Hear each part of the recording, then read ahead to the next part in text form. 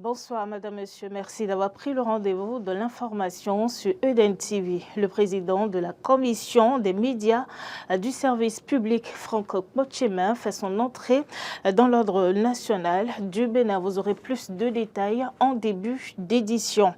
Les fondamentaux de l'inclusion financière, c'est le thème d'une formation ayant réuni des journalistes à l'initiative de l'UPMB. La guerre entre Israël et le Hamas continue de fait froid dans le dos. 1500 morts dénombrés côté israélien et plus de 1400 côté palestinien.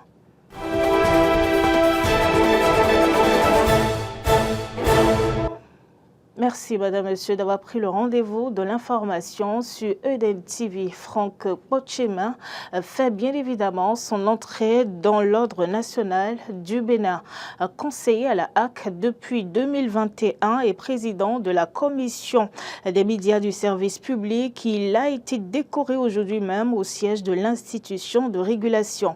Au cours d'une cérémonie présidée par la vice-présidente de la République, Mariam Chabi Talata, le grade de commandeur de l'ordre national lui a été porté et pour le récipiendaire, la reconnaissance des mérites individuels par la nation est une exhortation à aller plus loin. Il a également remercié le chef de l'État, Patrice Talon, pour cette nomination dans l'ordre national et la vice-présidente de la République pour les diligences effectuées dans le cadre de sa consécration. Voilà, des journalistes étaient en formation hier sur le thème fondamentaux de l'inclusion financière, une initiative portée par l'Union des professionnels des médias du Bénin et la Société de l'inclusion financière. Les détails avec Arthur Indo, Carole Olaye. Les journalistes sont désormais mieux outillés pour aborder des sujets et thèmes d'ordre financier en utilisant des terminologies justes et appropriées. C'était au cours d'une formation qui s'inscrit dans le cadre de la célébration de la Journée mondiale de l'épargne. Un rendez-vous du donner et du recevoir qui s'est appesanti sur les fondamentaux de l'inclusion financière. L'inclusion financière, c'est la possibilité qui est offerte aux populations d'accéder à des services financiers adaptés à leurs besoins, à coût abordable et les services proposés par des institutions financières formelles. Il faut comprendre que quand c'est comme ça, derrière, il faut bien sûr préparer les populations, d'où l'éducation financière qui permet donc de transmettre des connaissances, des compétences et donc permettre aux populations de pouvoir faire des choix de services financiers en toute connaissance de cause. Et quand on parle de finances digitales, c'est tout ce qui est offre de services financiers qui passe par les canaux digitaux. La bonne éducation financière, la bonne réglementation, la bonne protection des consommateurs et les expériences clients sont les facteurs indispensables pour une bonne inclusion financière. Ce n'est qu'à travers une bonne éducation financière et sa maîtrise que nous pouvons aider, accompagner les pouvoirs publics et également les acteurs privés à atteindre l'objectif assigné à la stratégie nationale d'inclusion financière qui est de pouvoir permettre à plus de 85% des Béninois de tous âges et précisément âgés de plus de 15 ans à avoir un accès et une utilisation pérenne des offres de services et produits financiers venant de la part d'acteurs formellement autorisés. Et c'est fort de cela que le gouvernement, depuis 2016, a fait de la question de l'inclusion financière une question essentielle pour le programme d'action du gouvernement. Ces actions ont permis au Bénin, depuis 2 ans au moins, d'être, j'aime bien le dire, le champion de l'inclusion financière en Afrique de l'Ouest, dans notre zone UEMOA. Les nombreuses préoccupations exprimées par les hommes des médias et auxquelles les spécialistes des questions économiques et financières ont apporté des éclaircissements ont rendu fructueuse cette initiative qui est à sa 5e édition.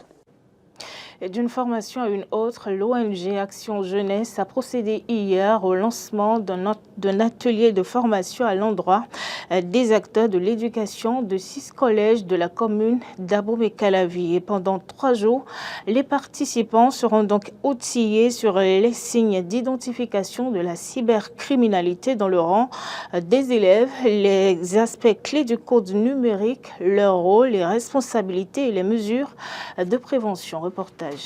Au Bénin, depuis plusieurs années, la cybercriminalité se pratique de jour en jour et crée ainsi des victimes. Cette situation inquiète l'ONG Action Jeunesse qui, au travers de son projet, va contribuer à la régulation de ce phénomène. D'où le bien fondé de cet atelier de formation. C'est sensible à cette situation qui pourrit notre vivre ensemble que Action Jeunesse a écrit le présent projet qui, heureusement, a reçu le financement EFSIL afin de contribuer à la résolution de cette épineuse question dans les CGE ci-dessus cités. Il a pour cible les élèves du cours secondaire car ceux-ci, visiblement, ne sont pas encore moulés dans cette affaire. Et donc, c'est à la fois un acte préventif et curatif que nous voulons poser à travers les activités du présent projet. 5 bonnes activités sont prévues.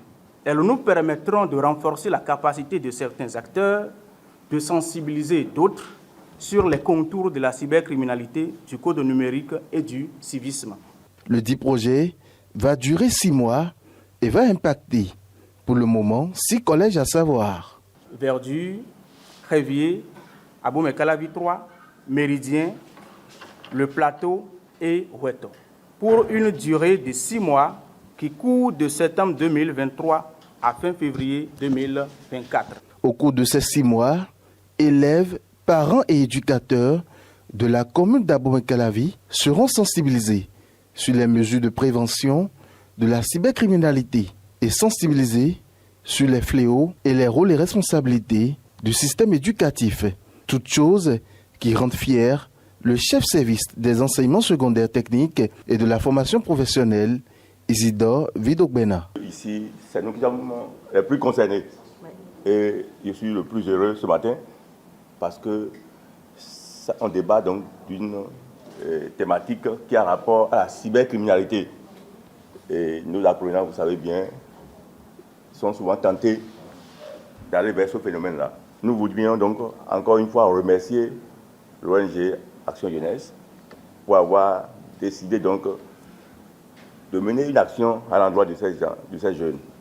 C'est une action soutenue par le Canada à travers son fonds d'initiation locale visant à accompagner la société civile, le gouvernement et à consolider la paix et la cohésion sociale.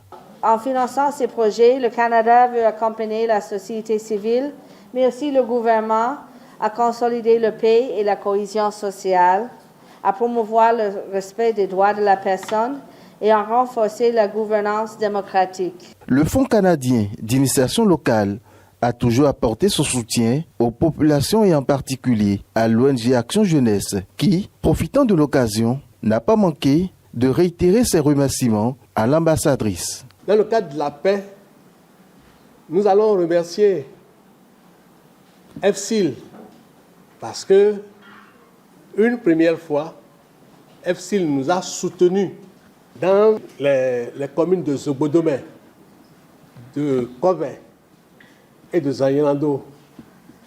Et ça, dans le cadre et de préserver la paix en période de pâturage. Ça, Madame l'ambassadrice, je vous en remercie pour ça.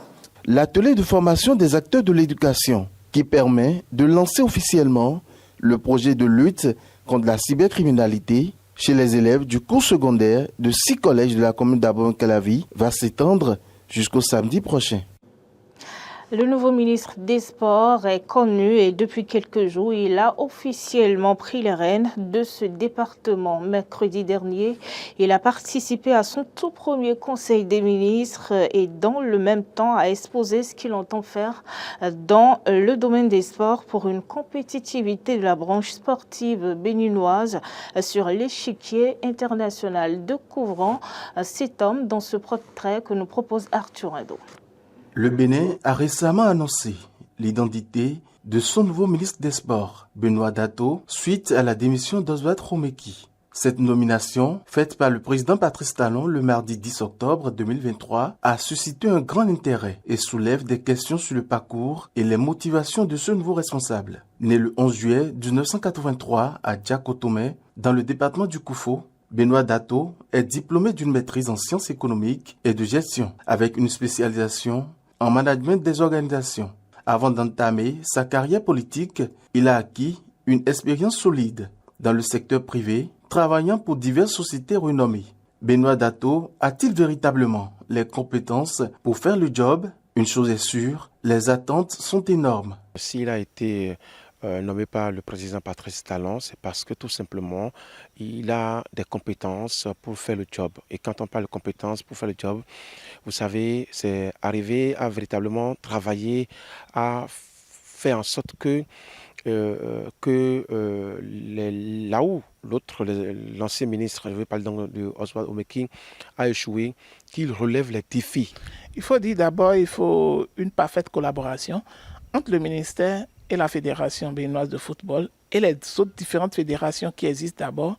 Il faut également permettre à ce que l'on ne puisse pas imposer certains choix, d'accord, de joueurs au sein de la sélection nationale. Avant sa nomination comme ministre des Sports, Benoît Dato occupait le poste de chargé d'études auprès du ministre d'État, ministre de l'Économie et des Finances, chargé de la coopération pour les questions douanières. Cette position a permis à Dato de développer des compétences et une expertise approfondie dans la gestion des affaires économiques. Le désormais patron du sport béninois devra aller très vite et ne pas perdre du temps pour les détails inutiles. Il faut qu'il commence très vite, qu'il ne s'attarde pas à dire qu'il va faire visite de prise de contact dans les départements. Non. Qu'il aille vite et qu'il reprenne les dossiers qui n'ont pas abouti et qu'il travaille véritablement à donner satisfaction aux fédérations. En tout cas, un petit effort qu'il fera, d'accord, apportera forcément du nouveau, d'accord, au sein du département des sports. Et c'est ce que nous attendons, d'accord, une symbiose, une collaboration, une communication franche. La nomination de Benoît Dato au poste de ministre des Sports semble témoigner d'une volonté de renforcer la coopération de le gouvernement et le secteur sportif au Bénin. Sa connaissance approfondie des enjeux économiques et son expérience dans des structures influentes pourraient apporter une nouvelle dynamique et une vision stratégique pour le développement du sport béninois. Il reste désormais à Benoît Dato de faire ses preuves en tant que ministre des Sports et de relever les nombreux défis qui l'attendent. Qu'on a enchaîné des matchs nuls.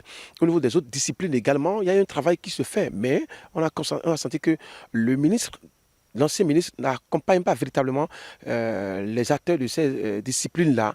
Donc le nouveau ministre, Marcel Benoît Dato, travaille à les accompagner, qu'il considère tous les autres sportifs comme dans la même base et travaille à leur offrir de meilleures conditions de travail. Il peut initier quelque chose qui va pouvoir servir, d'accord, d'exemple pour l'autre gouvernement qui va s'installer après 2026. Le nouveau ministre des Sports, Benoît Dato, apporte un parcours diversifié et une expertise en gestion des affaires économiques à son nouveau rôle. Sa nomination est perçue comme une opportunité de renforcer la collaboration entre le gouvernement et le secteur sportif, ouvrant ainsi la voie à de nouvelles perspectives passionnantes pour le sport au Bénin.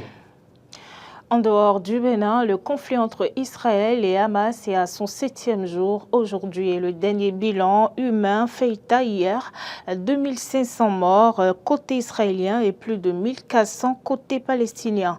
Et toujours en plus des milliers de blessés graves de part et d'autre enregistrés.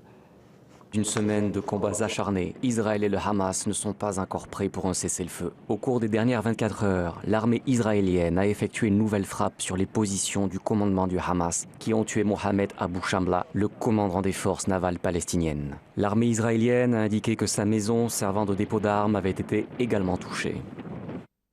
Au cours de la nuit du 12 octobre, les forces de défense israéliennes ont effectué une série de frappes sur les forces d'élite Al-Nurba de l'organisation terroriste Hamas. Les centres de commandement opérationnel utilisés par les individus qui avaient infiltré dans les communautés autour de la bande de Gaza samedi dernier ont été frappés. De plus, un avion des forces de défense israéliennes a éliminé Mohamed Abou Shamla, officier supérieur de la brigade Rafah de la marine de Hamas. Plus tôt aujourd'hui, le Premier ministre israélien Benjamin Netanyahou a annoncé la création d'un gouvernement d'urgence dans le pays, alors que de vifs combats ont éclaté autour de la bande de Gaza. Il a, à cette occasion, appelé son collègue du parti d'opposition, Benny Gantz, à le rejoindre dans cette nouvelle unité d'urgence. Peuple d'Israël, ce soir, nous avons créé un gouvernement national d'urgence. Israël est uni et ce soir, ses dirigeants sont unis ici. Nous avons mis de côté toute autre considération parce que c'est le sort de notre pays qui est en jeu. Pendant ce temps, la bande de Gaza ressent cruellement les effets du conflit. La coupure totale d'électricité par les Israéliens plonge le fonctionnement des hôpitaux locaux dans un état critique et la Croix-Rouge ne présage rien de bon pour les habitants restés sur place. À mesure qu'on coupe l'électricité à Gaza, les hôpitaux en sont privés, ce qui met en danger de nouveau-nés dans des incubateurs et des patients âgés sous oxygène. La dialyse rénale s'arrête et les radiographies ne peuvent plus être effectuées. Sans électricité, les hôpitaux risquent de se transformer en morgue.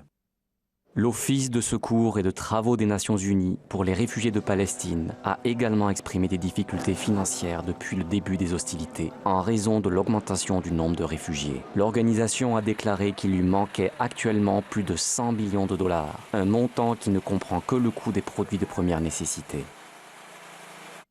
Compte tenu de la grave escalade de violence à Gaza depuis le 7 octobre, l'UNRWA sollicite de toute urgence 104 millions de dollars afin d'assurer sa réponse humanitaire multisectorielle pour les 90 jours à venir. Les fonds demandés vont couvrir les besoins urgents et immédiats en produits alimentaires et non alimentaires, en services de santé, en hébergement et en protection des 250 000 personnes qui se réfugient dans les abris de l'Office situés dans la bande de Gaza dévastée et de 250 000 autres réfugiés palestiniens au sein de ce territoire.